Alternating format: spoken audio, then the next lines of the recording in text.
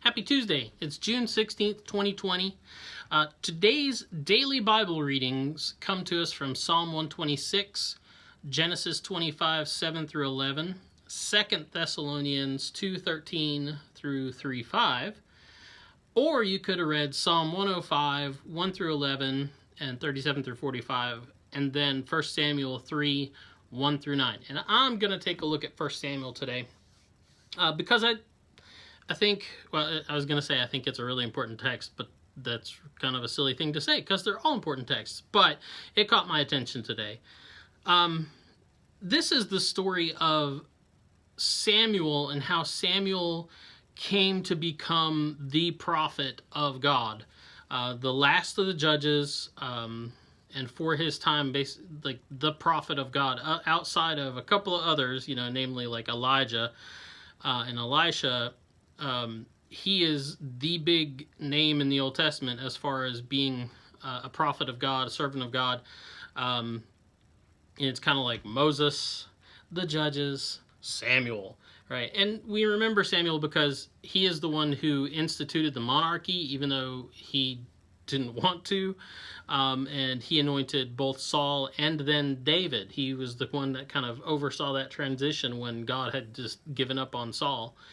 And so Samuel's an important figure, and this is, if you want to use the parlance of today's world, this is his origin story. And there's actually a little bit that comes before this that I'll leave for you to read yourself if you want to go back and read the first couple of chapters of 1 Samuel. But this is about how when Samuel was a young child working in the tabernacle under the priest Eli, how he came to hear the Lord's voice and to know the Lord. Now, the interesting thing is this story really hinges upon Eli and Eli doing his job. But we're told right from the start here in verse 2 that Eli says his eyesight had begun to grow dim so that he could not see. Eli's an old guy. He's at the end of his life, towards the end of his life. That sounded really, really dire. But he's towards the end of his life. Let's say career. He's near retirement age, right?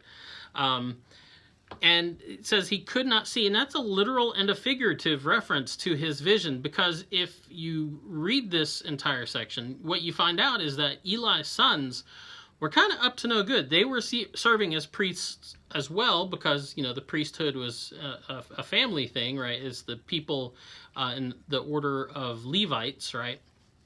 They had inherited this position from Aaron to be chief priest and oversee the tabernacle. The text here says temple, but there wasn't a temple at this point. It was would have been the tabernacle where the Ark of the Covenant was traveling around Israel. But he has this literal and figurative blindness, especially when it comes to his sons, which is why, probably clergy shouldn't hire their kids, right? His sons were kind of up to no good. Long story short, they were abusing the power and the privilege of their office to privilege themselves. They were taking the fact that they had been given this power and authority, and they were doing things that just helped themselves. Which goes against the whole point of the priesthood. They were supposed to be the people who served God and served the people. They were the people in between God's presence and the people. And their job was to put that first and not just their own selfish desires and their own comfort.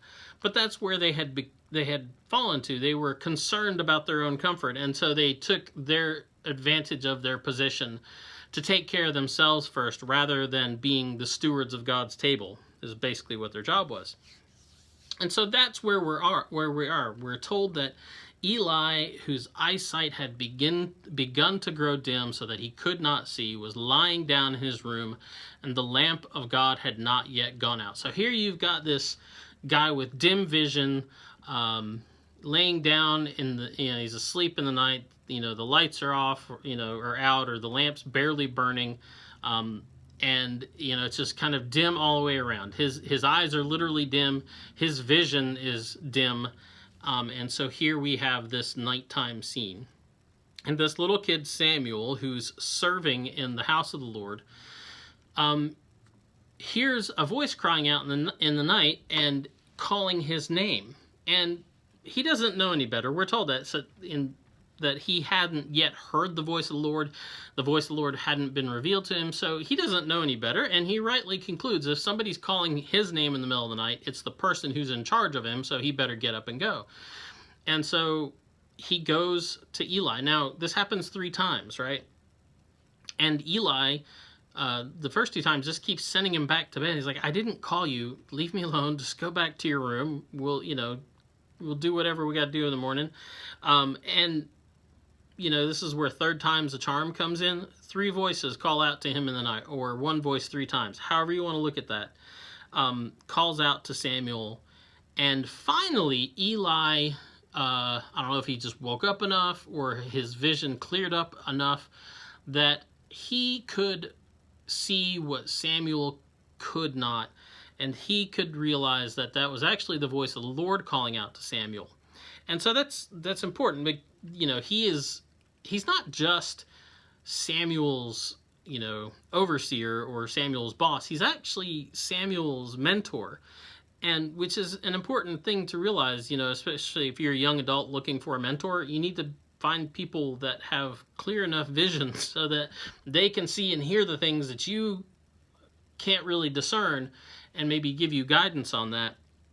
And so Eli is in this position to clarify for Samuel what it is he's experiencing, to give him guidance and then direction. Because he says, okay, this isn't me calling you, it's just something else, and basically God calling you. So go back to sleep, and when you hear this voice, listen for this voice, and when you hear it, you speak up and you follow. In other words, the text says, say, speak, Lord, for your servant is listening. In other words, listen to what this voice says, and then do what the voice says.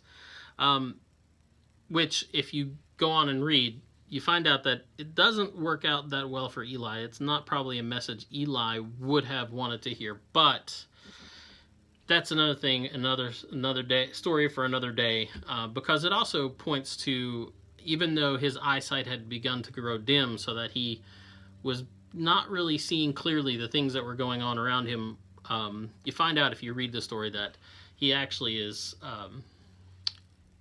like good mentors should be, is able to understand what is the Lord's honest point of view and what is just him. Just leave that, let you read that on your own. We'll probably come back to it. I'm sure it's going to show up in the daily Bible readings between now and whenever. But once again, just to recap, we all kind of suffer from this dim vision. It's not just Eli's problem alone. People in leadership can really easily suffer from dim vision. Maybe they just have blind spots that they kind of fall prey to, but they are in a position also to mentor people who don't have the experience and don't have the vision. It's not that you can't see, it's just you don't know what you're looking at. And so if you're in a position to be a mentor, make sure you can at least see clearly enough to help people understand what it is they're looking at, or what it is they're hearing, or what it is they're feeling. And if you are looking for mentors, make sure that you find people that can do that. So anyway, that is the daily Bible reading for today, as we talked about dim vision. We will be back tomorrow, and tomorrow will be Wednesday the 17th. Have a good day. Boop.